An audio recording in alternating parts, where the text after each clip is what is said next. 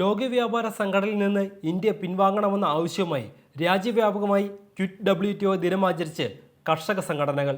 ദേശീയ പാതകളിലും സംസ്ഥാന പാതകളിലും പകൽ 12 മുതൽ 4 മണി വരെ ട്രാക്ടറുകൾ നിരത്തിയാണ് സംയുക്ത കിസാൻ മോർച്ച പ്രതിഷേധം സംഘടിപ്പിച്ചത്. മിനിമം താങ്ങുവില നിയമാനുസൃതമാക്കുക, കർഷക സമരത്തെ അടിച്ചമർത്താനുള്ള നീക്കങ്ങളിൽ നിന്ന് BJP സർക്കാർ പിന്തിരിയുക, കാർഷിക കടാശ്വാസം പ്രഖ്യാപിക്കുക തുടങ്ങി മോദി സർക്കാരിന് മുമ്പാകെ വെച്ചിട്ടുള്ള ആവശ്യങ്ങൾ കൂടി ഉയർത്തിയാണ് പ്രതിഷേധം. നമ്മുടെ കാർഷിക മേഖലയിൽ കർഷകർക്ക് കൃഷി ലാഭകരമല്ല. അവരുടെ ഉൽപ്പന്നങ്ങൾക്ക് ന്യായമായ വില കിട്ടുന്നില്ല. അവർ കടക്കണിയിൽ അകപ്പെടുകയാണ്. അവർ ദരിദ്രരാവുകയാണ്. കർഷക കുടുംബങ്ങളാണ് വൻതോതിൽ പാപ്പരീകരിക്കപ്പെട്ട് ഈ മൈഗ്രന്റ് വർക്കേഴ്സായി അല്ലെങ്കിൽ കുടിയേറ്റ തൊഴിലാളികളായി മാറുന്നത്. അവരുടെ എണ്ണം 23 കോടി കഴിഞ്ഞു. അതുപോലെ തന്നെ കർഷക തൊഴിലാളി കുടുംബങ്ങളും വൻതോതിൽ കുടിയേറ്റ തൊഴിലാളികളായി മാറുകയാണ്. ഇവർ നഗരങ്ങളിൽ വന്ന് ചുരുങ്ങിയ പൈസയ്ക്ക് 150 രൂപയ്ക്കും 200 രൂപയ്ക്കും പണിയെടുക്കാൻ തയ്യാറാവുന്നത് കൊണ്ടാണ് ഇന്ന് 4 ലേബർ കോഡുകൾ കൊണ്ടുവരുന്നതും അതുപോലെ പൊതുമേഖലയാകത്തിന് സ്വകാര്യവൽക്കരിക്കുന്നതും തൊഴിലാളികൾക്ക് മിനിമം കൂലി നിഷേധിക്കുന്നതും 8 മണിക്കൂറിന് പകരം 12 മണിക്കൂർ പണിയെടുക്കണമെന്ന് തൊഴിലാളികളോട് ഇവർ ആജ്ഞാപിക്കുന്നതും. അപ്പോൾ കാർഷിക പ്രശ്നം ഇന്ന് തൊഴിലാളികളെയും ബാധിക്കുകയാണ്.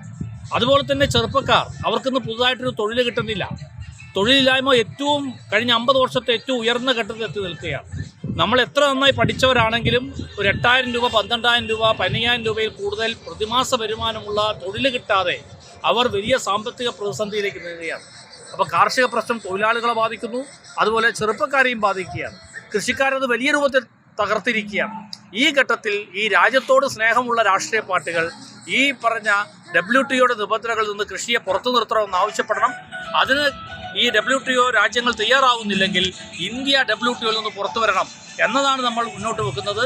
WTO അംഗരാജ്യങ്ങളിലെ 13ാമത് മന്ത്രിതല ഉച്ചകോടി തിങ്കൾ മുതൽ 3 ദിവസത്തേക്ക് അബുദാബിയിൽ ചേരുന്ന പശ്ചാത്തലത്തിൽ കൂടിയാണ് പ്രതിഷേധ ദിനാചരണം. കാർഷിക മേഖലയ്ക്ക് അംഗരാജ്യങ്ങൾ നൽകുന്ന സാമ്പത്തിക പിന്തുണയിൽ 2034 50% കുറവ് വരുത്തണം എന്നതടക്കം ഉച്ചകോടി പരിഗണിക്കുന്ന പല നിർദ്ദേശങ്ങളും രാജ്യത്തെ കർഷകർക്ക് അങ്ങേയറ്റം ദോഷം ചെയ്യുന്നതാണ്.